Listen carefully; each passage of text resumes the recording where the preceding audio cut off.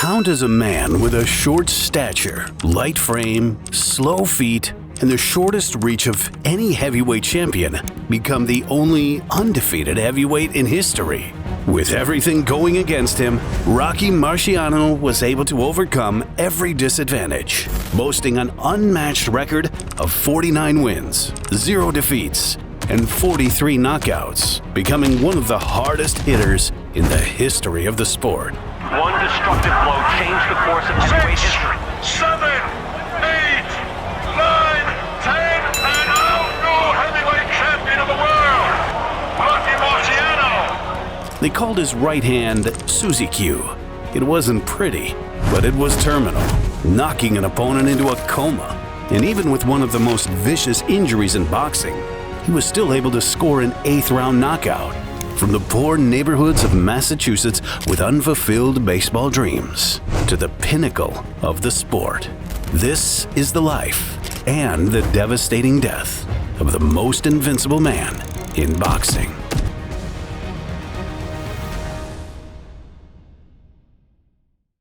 Rocco Francis Marciano, the oldest of 6 and the son of working-class Italian immigrants, had his first ever fight very early on.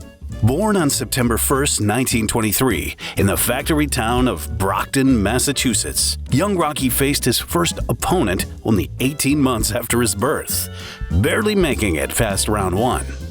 Battling pneumonia with a slim chance of survival, he emerged victorious, showing the same determination that he would later on show in the ring. In high school, Rocky excelled in sports, playing on the Brockton High School football team as a linebacker. His first love, however, was baseball. Growing up in the shadow of James Edgar Playground, he dreamed of making it to the major leagues. Mr. Marciano, what kind of a kid was Rocky? Very fine boy, and he loves sport very much. Anytime you want to see Rocky, you go to the playground, he's there. And as a kid, I dreamt about all sports. I loved baseball and football. As a catcher for the St. Patrick's Church baseball team, he helped them to an archdiocese championship, later dropping out of school at the age of 16 to work and pursue his professional baseball dreams. He knew that he had to leave school to help support 3 sisters and 2 brothers.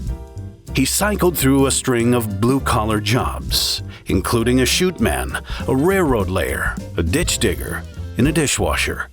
But the one job he'd come to hate most was a 2-month stint at a shoe factory with his father. I couldn't stand the smell of wet leather. It nauseated me.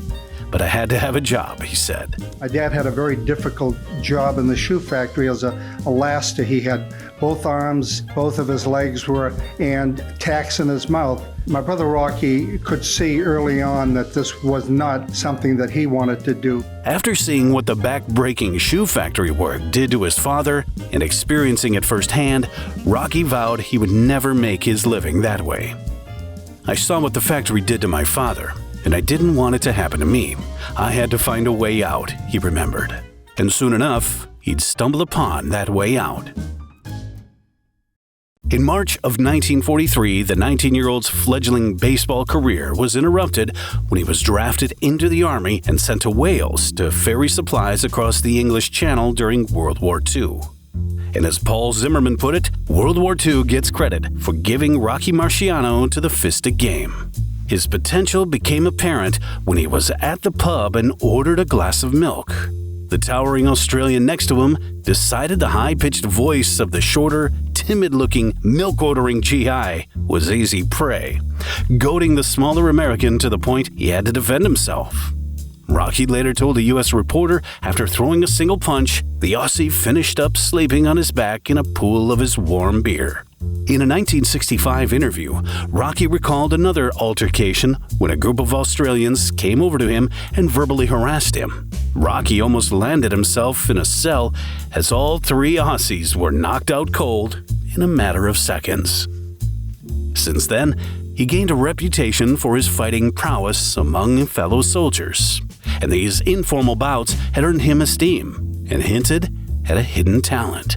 Once the war in Europe ended, he was posted to Fort Lewis in Washington, where he found the path leading to the world's heavyweight championship. in the Army. It all happened in the good old Army. I was stationed at Fort Lewis, Washington. We were out one Saturday afternoon at the gymnasium, and I had the gloves on with a pretty big, strong fellow, and I was able to beat him in the gymnasium with the big gloves. A major saw me and thought perhaps I had been a professional fighter. At least he told me that he thought that I had been around, and when I showed him that I hadn't been, he told me that I should take up boxing because I sort of looked good at it. As a way to avoid kitchen duty, he entered organized Army boxing tournaments for the first time. And despite having no formal training or refined technique, his raw power made him a knockout sensation among the GIs. Private Marciano blazed through Army smokers and base tournaments, winning fight after fight by stoppage. While home on leave in April of 1946, he impressed his uncle with stories about his fighting prowess in the Army. And through a local booking agent, he arranged Rocky's first local bout against a former New England Golden Gloves heavyweight champ named Henry Lester. Overweight and out of shape from home cooking, Rocky was through by the second round. Sensing defeat, he kneed his opponent in the groin and was disqualified. It would be the only disqualification of his career. Returning to Fort Lewis, he began serious training for the AAU Junior Nationals in Portland. Needing to win 3 fights, he took the first 2 with dramatic first-round knockouts. But the third almost ended his boxing career for good. He was so clumsy. He fought a guy actually from Massachusetts in the National Junior AAU Championships in Portland, Oregon, named Joe DeAngelis. And he lost to him, and he had punched him awkwardly on the top of the head and shattered his knuckle. And there was an Army doctor, a Japanese-American doctor, who repaired his knuckle and saved his career. After an honorable discharge in 1947, Rocky initially showed little interest in a boxing career. He was 23 years old, back in his hometown, and needed to earn a living. He shoveled coal at the Brockton Gas Company for $1 an hour while pursuing a career in baseball. He also took a quick fling at professional boxing when he agreed to fight a 4-rounder in Holyoke, Massachusetts.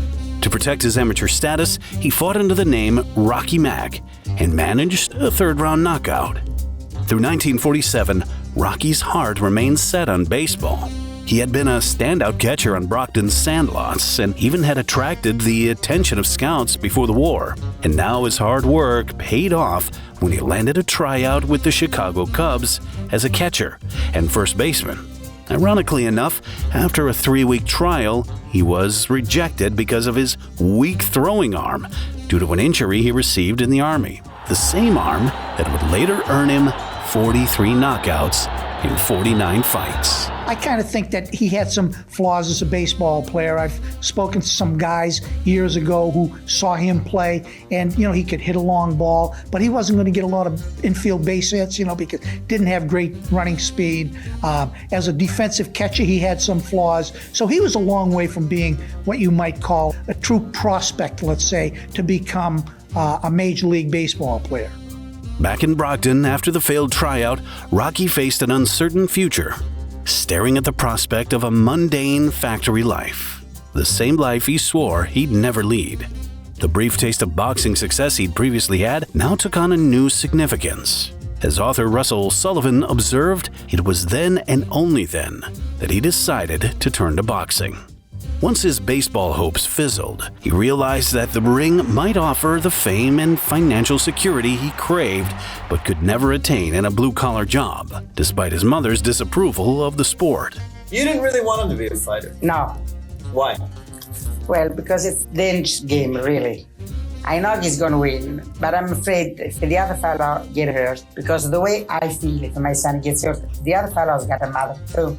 You didn't worry too much about Rocky getting hurt, you worried about the other guy getting hurt. Yeah, I worried about the other guy too, yeah. Once he decided that he wasn't going to become a professional fighter, did you pretty much just resign yourself to the fact, well, what am I going to do? My son's going to be a boxer. Yes, I told him I didn't want to, but he says, no, mother, I'm going to do it. I pray to bless mother and the God, I say, well, it's up to God now. The odds of Rocky succeeding in boxing seemed about the same as his reaching the major leagues. He was considered too short and too light for a heavyweight, with a reach of only 68 inches, a huge disadvantage considering no heavyweight champ ever had such a short reach. This way here, which is not very long. Well, that's not much more than Rocky Gattalari, our flyweight champion. It's about right. Rocky, don't you go home and forget about being a fighter. You'll never make it, said boxing trainer Joe Sorelli to him one day. Everything seemed against Rocky. He had a crooked right arm. He couldn't straighten his arm out. He had a bad back where he fell from a cherry tree when he was a kid. He had 2 left feet. He didn't start boxing properly until he was 23, 24 years old. Coaches would say to him, just forget about it, Rocky. You haven't got a chance. With no one believing in him, Rocky turned to his neighbor and close friend, Ali Colombo. Ali had saved money from his own army service and agreed to act as Rocky's trainer and corner man so that Rocky could focus full-time on fighting. And he went to Ali, and Ali said, I heard you had a career in boxing in the Army. Why don't we take it to the next step? He says, Rock, why don't you try fighting? Give it a good try. Let's be serious about it and go to work. And so when Marciano needed someone to train with, to run all those lonely miles in Brockton and the surrounding areas, Ali was right there with him. He put all the stock in Rocky because he believed in his friend. There wasn't too much fighting going on in the town, so I had to go to Boston, about 20 miles away, and started fighting there in the Golden Gloves. I entered the tournament and won it.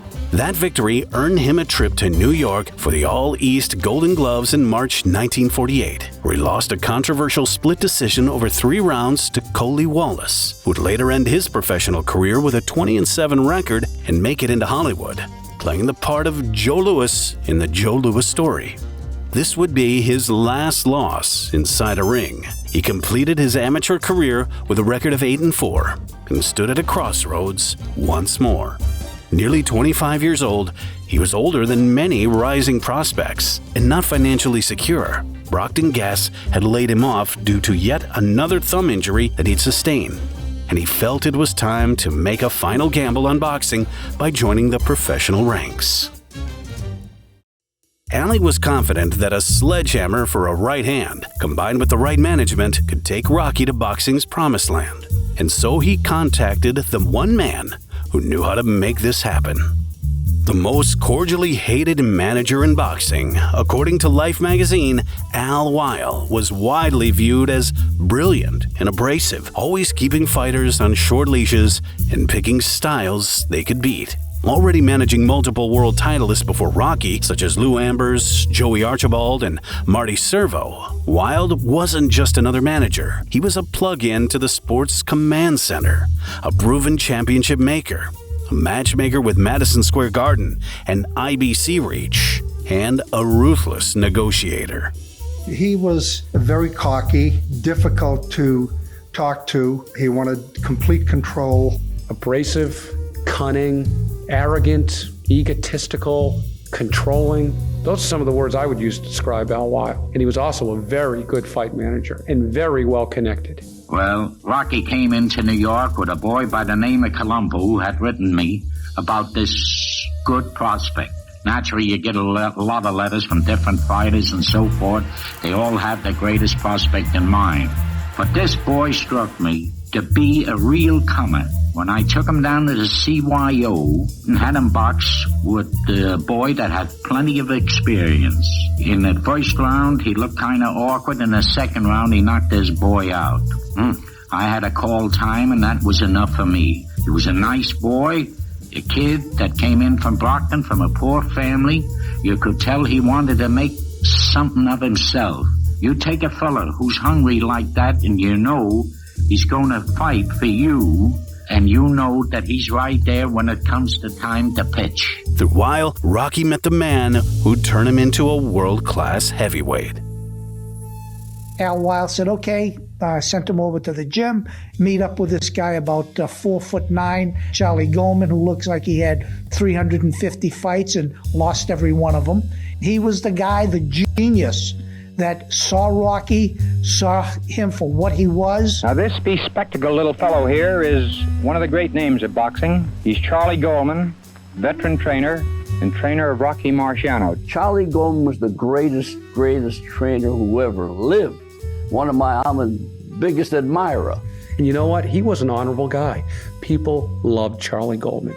And Marciano ended up loving Charlie Goldman. He was just a very nice, kind man, and he was a damn good trainer. Charlie Goldman one day was in Stillman's gym and he said, Angelo, I got a kid down there from Boston. Clumsy, short, semi-bald, stoop shoulder. Oh, how he could punch, he said. So I went down and I seen him. Goldman had trained the great lightweight Lou Ambers, who'd given the great Henry Armstrong fits in 2 bouts.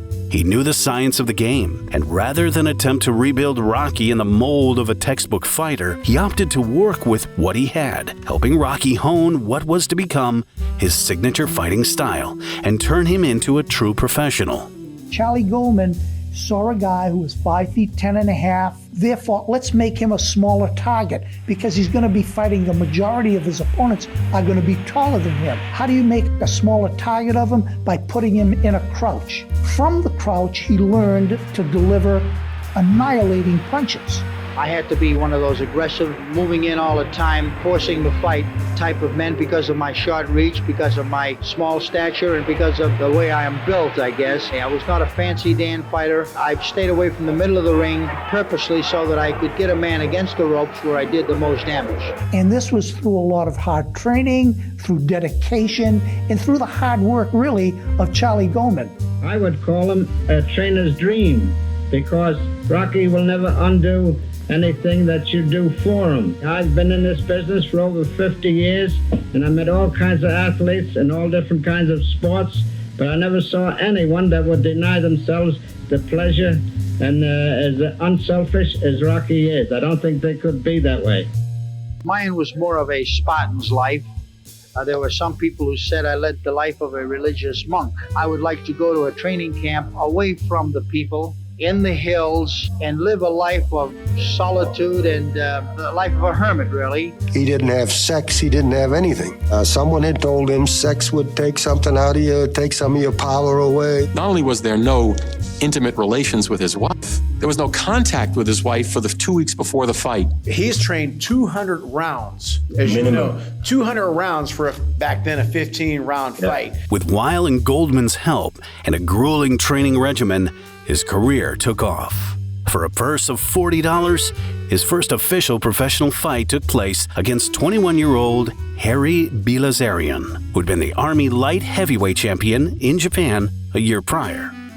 Rocky knocked him out in the opening round, and over the next 10 months, he went on to rack up a further 14 straight stoppage victories, 9 of which were in the first round, bringing his record to 16-0. He steadily moved up through the boxing ranks, fighting a further 8 times before the end of 1949, facing stronger and more skilled opponents, one of which was against Holocaust survivor Harry Haft, whom Rocky knocked out in the third. But the highlight bout was the very last one, which ended in a tragedy.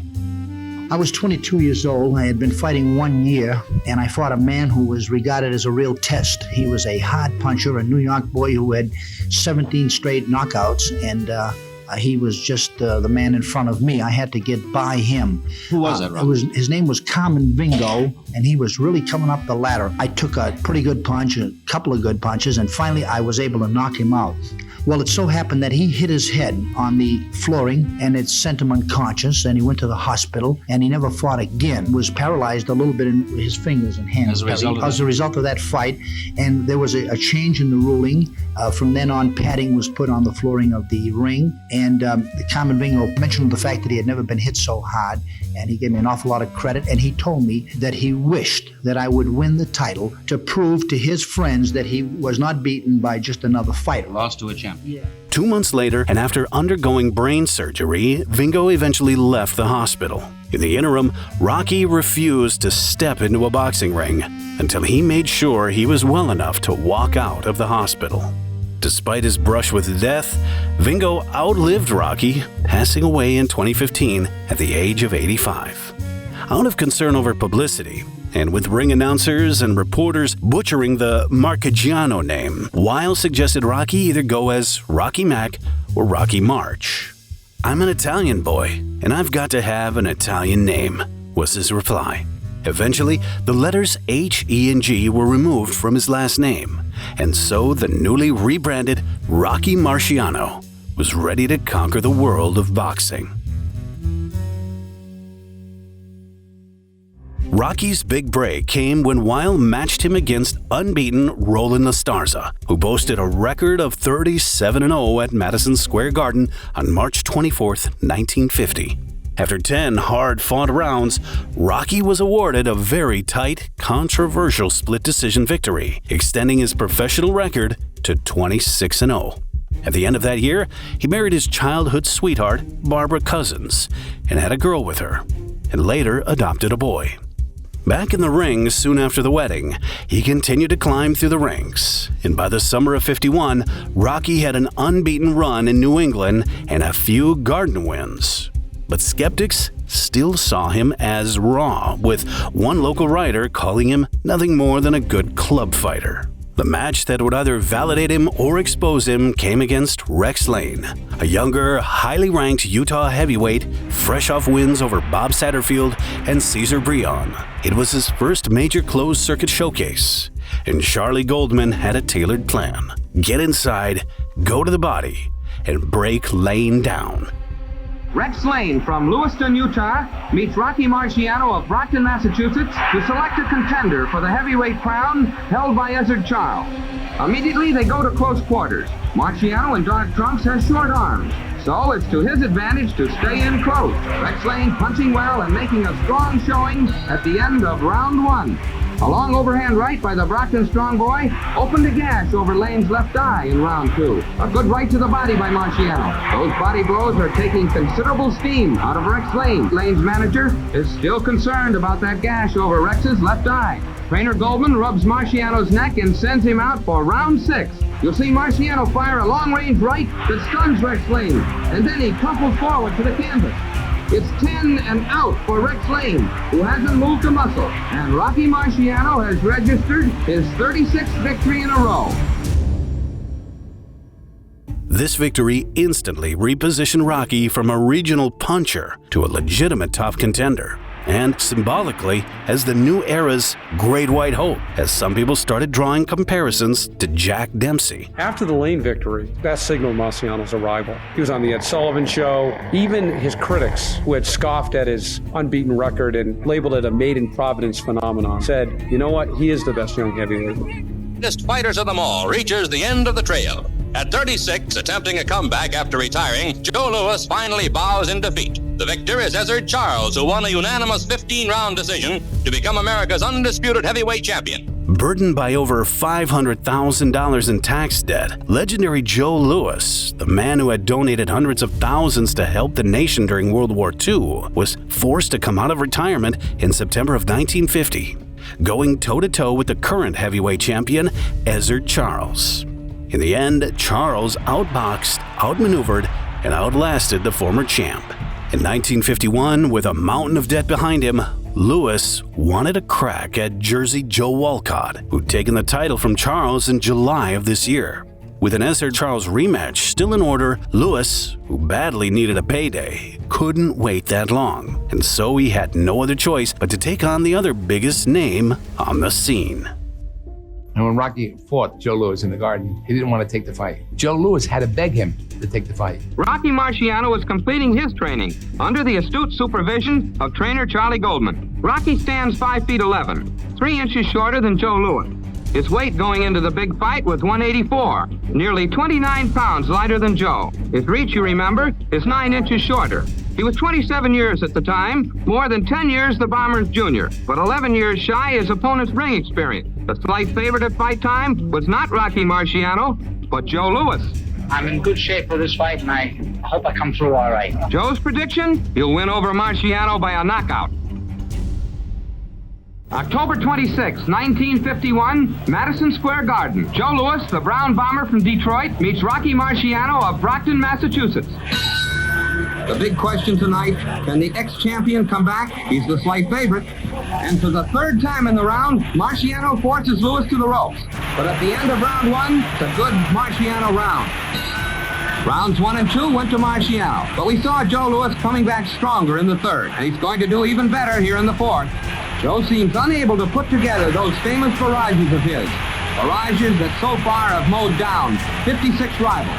and yet Lewis claimed later he had injured his left hand in the third round. Joe won the last round. So far, he's been doing little damage with his once-celebrated right hand and has been relying heavily upon his jab. Here comes the end of round 5, the second in a row awarded unanimously to Joe Lewis.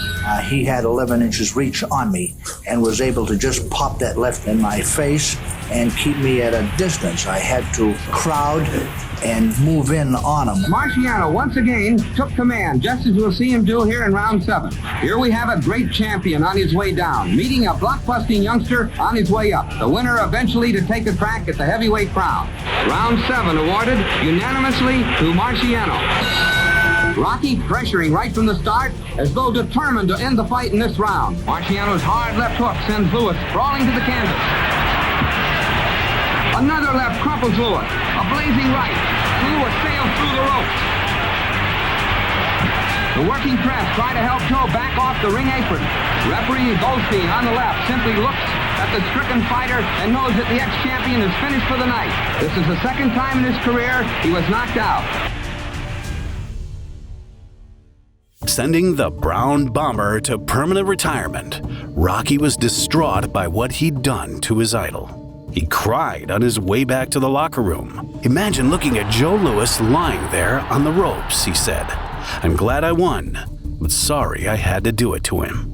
Writers initially mourned Lewis more than they praised Rocky. Then the lens flipped as some saw him as the heir apparent, uncrowned champion, pending the Walcott-Charles bout. While awaiting a shot at the heavyweight crown, Rocky kept himself busy through early 1952, stopping Minnesota ring veteran Lee Savold in 6 rounds and flattening Gino Buonovino, as well as the 5th-ranked heavyweight Harry Matthews in 2 rounds. After Jersey Joe Walcott scored a lightning left hook in round 7 against Ezzard Charles in July of last year and successfully defended his title in June of this year, and with Rocky firmly establishing himself as the division's top contender, the stage was set for the toughest fight in Rocky's career so far.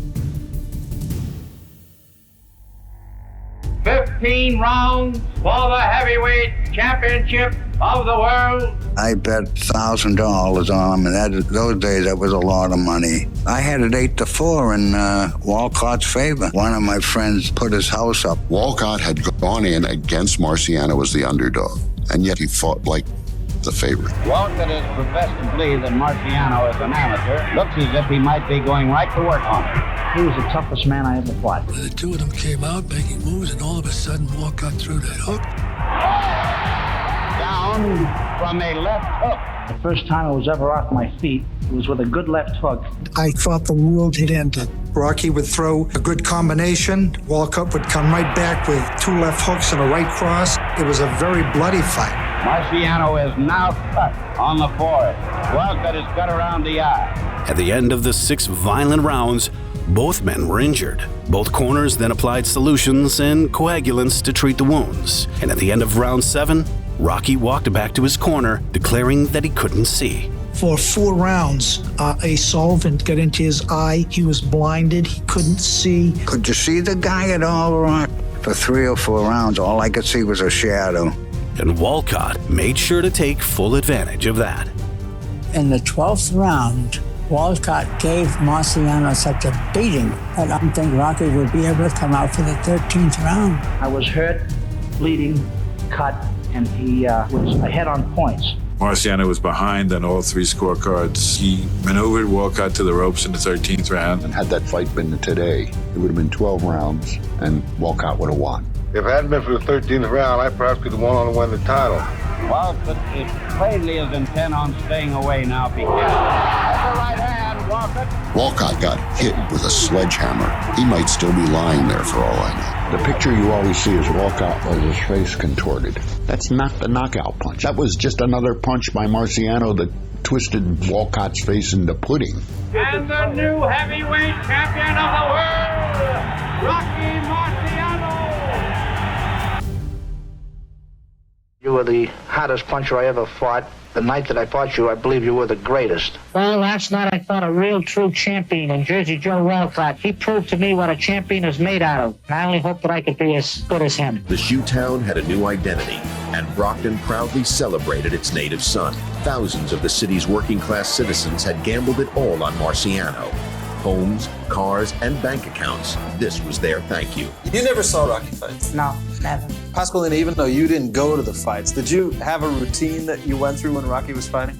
I used to go to church, and I light so many candles. And I go home, nobody put the radio, no news. I hear the telephone ring. It says, Mom, I win again. And everybody was happy, everybody get excited, you know. After a classic first fight, a rematch in 1953 was inevitable. 15 rounds for the World Heavyweight Championship.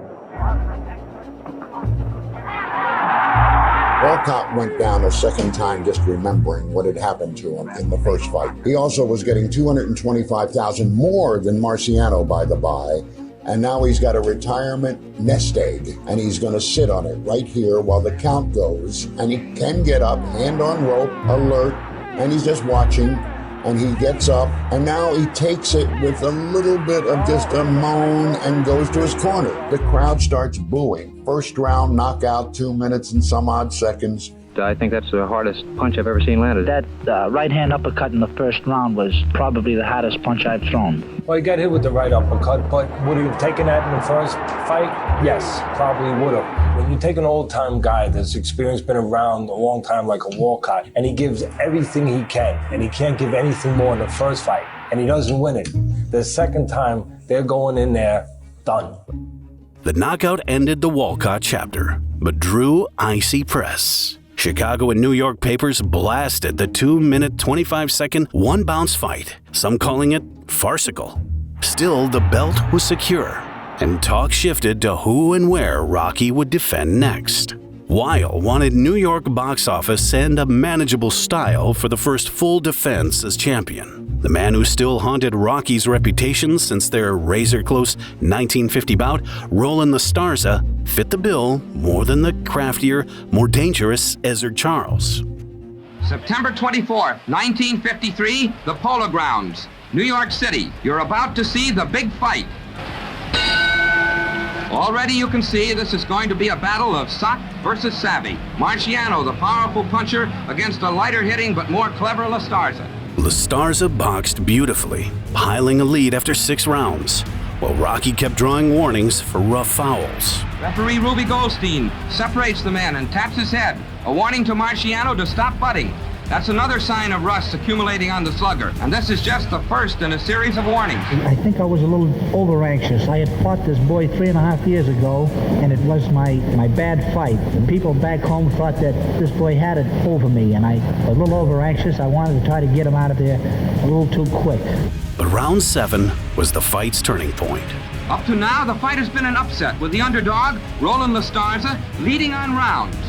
The rust of inactivity that plagued Rocky Marciano through the early stanzas is gone in the final seconds of round 7. A round awarded unanimously to Rocky Marciano. Rocky is in full command, punching far more powerfully and accurately. Through the next 3 rounds, La Starza sustained more punishment. As his nose and mouth were bleeding, his stamina was gone, and by round 11, he was hanging on for life. Rocky took the approach, I'm just going to hit him and hit him and hit him and break him down. He demolished. He has 2 cuts, one over the bridge of his nose, the other near his right eye. Then connects with a smashing right, another right, a left, and another right sends the Starza sailing back through the ropes. Rocky swarms all over the challenger to follow through his knockdown and end the fight. And there it is, the finish. Referee Goldstein breaks them up, sends Rocky back to his corner. And so Rocky Marciano remains heavyweight champion of the world as he racks up his 45th consecutive triumph and his 40th knockout.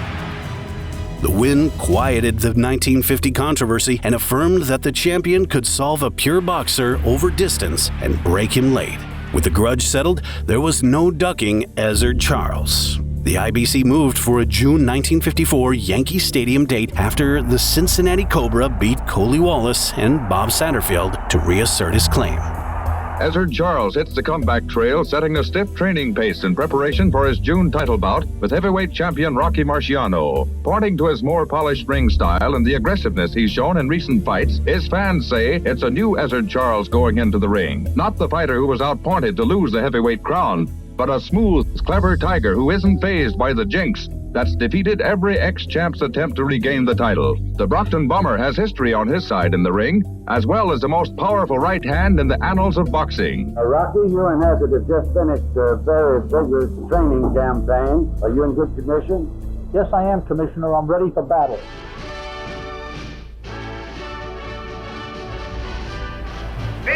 Rounds for the heavyweight championship of the world. Marciano comes out of his corner, a determined young man on this third defense of his title. Ezzard Charles, of course, is trying to do two things tonight that have not been accomplished by anyone so far: to beat the yet undefeated Marciano and to win back the heavyweight crown. Through the three previous rounds, it's been a master boxer versus a blasting puncher, but Charles has succeeded in evading Rocky, tying him up and counter-punching beautifully so far. Rocky pressing gamely forward, still running into rights. Another round unanimously scored for Charles. Round 6 sees Marciano, goaded by that cut over his left eye, pressing more than ever before. Round 6 was where the fight took a turn. Rocky poured on a furious, near-continuous barrage as Charles reeled, but refused to fall. Charles in trouble from solid smashes to the head. Through the 7th and 8th rounds, Charles handed out as much as he took, but now we're more than halfway through the fight, and the tireless Marciano has again taken command. Here's the champion out of his corner for the final round. From the 10th round on, it's been going in Marciano's favor, and he's definitely the stronger fighter now. I thought that in that last round I might have been able to put him down, but he stood up and made a great fight of it. There's the bell, and a great championship fight is over. Charles became the first man to take the champ the full 15 rounds. Unfortunately, it wasn't enough to seal his victory. The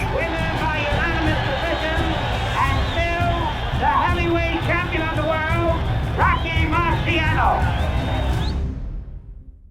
Was a rough fight for both. He was extra good that night. Writers hailed the Cobra's performance, and many felt he'd earn an immediate return. Charles himself insisted he'd won, asking for a rematch, and Weil was happy to comply. World heavyweight champ Rocky Marciano and former champ Ezzard Charles with boxing commissioner Christenberry at the signing for their return bout in September. Marciano is one of the toughest men that I've boxed so far, but I believe I can beat him, and I would have beaten the last time if I wouldn't have had a little accident in the fight and I made a couple of mistakes that I won't make the next time. Of course, smiling Rocky has other ideas. No former heavyweight champ has ever recaptured the title. Charles leaned hard into film study of the first bout and sparred extensively in preparation, while the defending champ vowed to keep his training camp short this time after staying in camp nearly 7 months for the June fight. 6 weeks is long enough, he said. Logging about 112 rounds of sparring in camp, he was confident, but unlike the Jersey Joe Walcott rematch, which didn't live up to the greatness of the first, the Charles rematch would be even more brutal, almost ending Rocky's career. On the 4th round, New York, for the heavyweight championship of the world. Marciano out of his corner. Postponed 48 hours because of the weather. The fight starts briskly. Good right hand by Rocky Marciano. Charles may be hurt. Marciano going after Ezzard Charles. And Charles goes down. With the fight's brutal tone and pace firmly established, Rocky continued his assault, pitching hard with both fists, while Charles would sometimes respond with a snappy uppercut. Charles out of his corner for the 5th round. He's beginning to show less of the caution and more of the skill than won the 1st round for him. By the 5th round, Rocky was coming on behind hooks, and tempers flared when he clipped Charles after the bell, and Ezzard fired back. Did the round end? I didn't even hear the bell. But round 7 was when The Rock got in real trouble. In fact, right about here, I knew I was in for a real rough evening. What's the matter with my nose? That hook must have scraped it. My nose is stinging me. Forget it, it's probably nothing. In the corner, Freddie Brown told me it's only a little nosebleed. Don't worry about it. But then they put enough gauze around my nose to bandage an army. Marciano's nose has been split into 2 ribbons of flesh, and his handlers have covered it with a Pinocchio-like bandage. And that nose is a target for Ezzard Charles, and a legitimate target. He had suffered probably the most bodacious cut in the history of boxing. He was as close as he ever came, closer than he ever came to losing in that fight. They had a thing called one cell solution, hardens like cement immediately. He put that in Rocky's nose so that it wouldn't split more, wouldn't bleed more. Problem was the referee had given him just one more round. It was such a severe cut. For whatever reason, the doctor gave Rocky one more round, probably because he was the defending heavyweight champion. You got to get this guy right now, Colombo says. I'm not worried about my nose. I'm worried about losing the title. Marciano's eye and nose are badly cut, but his mean, hard punches are definitely weakening the challenger. Down he goes. Mr. Rock, you're going to lose this fight if you don't knock him out. 6 devastating punches. 9 and out. That's all. It's all over. Winner by a knockout and still heavyweight champion of the world, Rocky Marciano. Many called it Rocky's greatest performance because he'd flipped a looming technical stoppage into a clean knockout under the heaviest pressure of his reign. The nose shaped what came next. Instead of a sharp puncher like Valdez or Moore immediately, Wiles steered to the safer, marketable Englishman Don Cockell as a calculated nose test 8 months after the Charles bout. He had no business being in the ring with Rocky Marciano. That was the consensus when Cockell, a blown-up light heavyweight, stepped into the lion's den. Writers in the U.S. mocked his soft look, while he was sold as our Don in the U.K. While he managed to last in the ring longer than 80% of Rocky's world heavyweight title challengers, the Brit was halted in the 9th round of a rather scrappy affair. With the nose hurdle cleared, the 48-0 record holder was in for one of his toughest and last ever fight. Have you ever seen Rocky Marciano fight? I believe that I've seen enough of him to go into the ring confident that I could beat him. By 1955, Archie Moore boasted a 149-19-8 record with 108 knockouts. And since late 1954, the old mongoose had been running an aggressive media campaign pushing for a shot at the title. But he campaigned for this fight against Marciano. Marciano doesn't want to fight me. I'm light heavyweight champion. He's scared of me. And every time there was a reporter sitting in front of him, he would talk about Marciano doesn't want to fight me. He put out wanted posters with Marciano's picture on it. Marciano would be on the golf course. He would get a note, "Are you afraid of an old man?" He got under his skin and he finally agreed to give Moore the fight. It's been a long time. The last we're going to get together and we're going to make a terrific fight. It's going to be probably the greatest fight in the last 50 years. And we'll draw a lot of money, give the people a lot of entertainment, but I do expect to win your title. Archie Moore, you certainly have created a lot of interest in this fight. I'm so glad the match is made, and I'll be ready on September 20th for the fight of my life. The light heavyweight king, Archie Moore, as he prepares to challenge Rocky Marciano for the heavyweight title on September 20th at Yankee Stadium. Do you feel, Archie, that you can knock Marciano out? Of course, he never has been. Well, that's always the first time. Marciano is human like anyone else, I suppose. He can be knocked out. I believe that I'm going to win this fight. Well, he still has to prove it to me on September 20th at Yankee Stadium. I do understand that he is a confident man, and I guess most of the challengers have been that way. 15 rounds for the heavyweight championship of the world. Moore hit him a straight right hand, enough to knock him down. He was a little stunned for a second. The hardest right hand he ever got hit, he always said, was from Archie Moore. When he got knocked down, all he heard was a count of 4. Through the first 2 rounds and much of the third, Moore was in control. But towards the end of the third, the tide had turned. From then on, the fight was mine, Rocky said later, and writers agreed the momentum shifted there. So now, we're coming up to round 6. Right hand, right hand, right hand, right hand. This could be the end. Now he's really touching him. Moore's legs are gone. It's just his instinct. Just his instinct. Maybe the bell. Now he punches back. 20 seconds. Moore's legs are gone. He's down again. 15 seconds. 6, 7, 8. 9, he got to him, 9. There's the bell. He made it on his feet. After a punishing 6th round that newspapers compared to any in the heavyweight title history, both men were left staggering to their corners. Round 8. Toreador, and the bull keeps coming. 10 seconds. Right hand. Right hand. Right hand. 5, 6. That bell saved him. The bell saved him. In the 9th, Rocky stormed out. He herded more to his own corner and unleashed a blizzard that spelled the end for him. Just knocked the steam on it. There he goes. In his own corner. 3, 4, 5, 6, 7, 8, 9, 10. That's all. Winner by a knockout and still heavyweight champion of the world, Rocky Marciano. I didn't think that he would stand up like he did. Congratulations to him. I guess he wasn't just talking up there at North Adams, Mass. Was it your toughest title defense? One of the toughest, along with the first Ezzard Charles fight. The Moore victory felt like a natural crescendo. For Rocky, the set was completed. He'd beaten the wily elder champion, the idol, the stylist, the international challenger, and now the ring savant. And he was publicly weighing life beyond camps and cuts.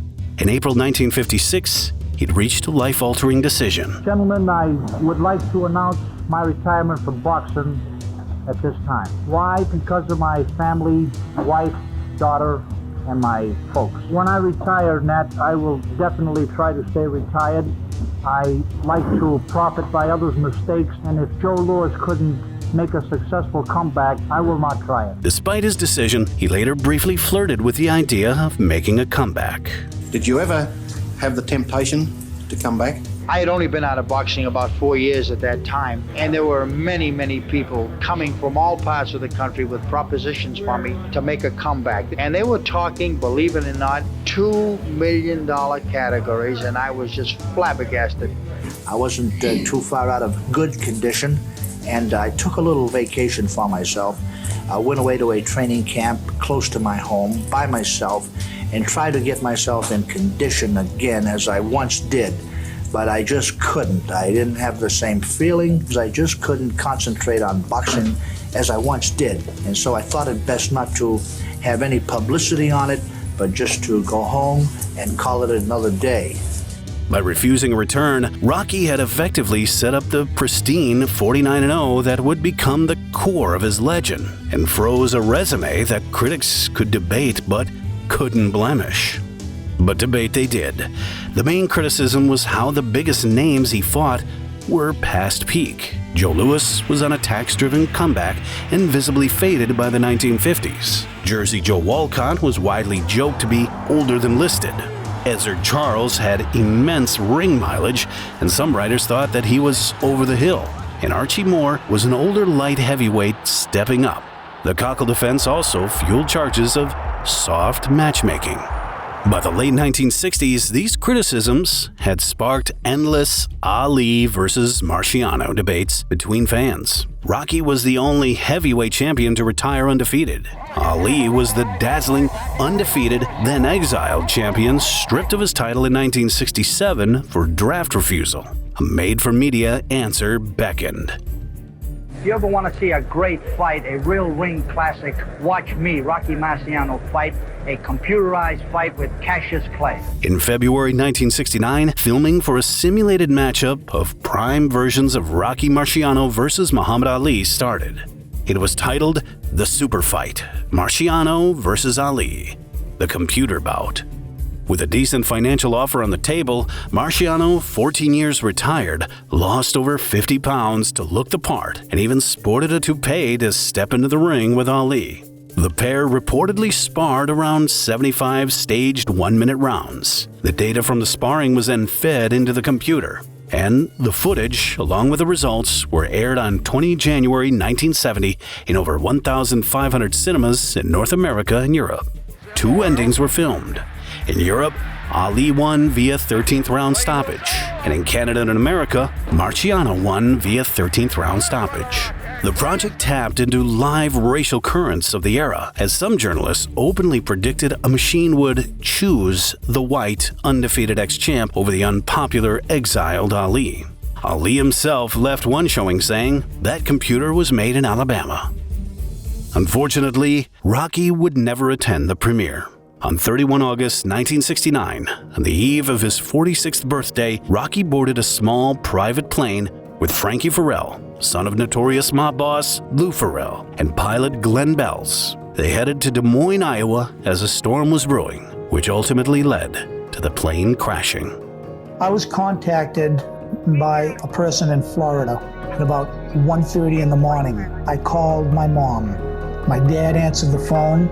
My mom got on the other line, and I said, "Mom, something terrible has happened. Rocky was killed in a plane crash." Her immediate words out of her mouth, which I will never forget, was, "Figlio amico de mam," my son, the heart of my life. It was not too long after that Dad ended up passing away. People don't know when Marciano got killed. He was decapitated, closed casket, and people never knew why. I had found out why. Joe Louis kissed the top of the casket, looked at the ceiling of the funeral home, and said, "God is getting himself a beautiful man." Marciano's the only fighter that's probably overrated and underrated at the same time. He was an engine. He was a person who devoted his life to his dream, to his cause. I see his legacy as a fighter as a man of indomitable courage. Rocky Marciano showed what a will to win can do. And when they say the word champ, there's only one meaning to it: Rocky Marciano.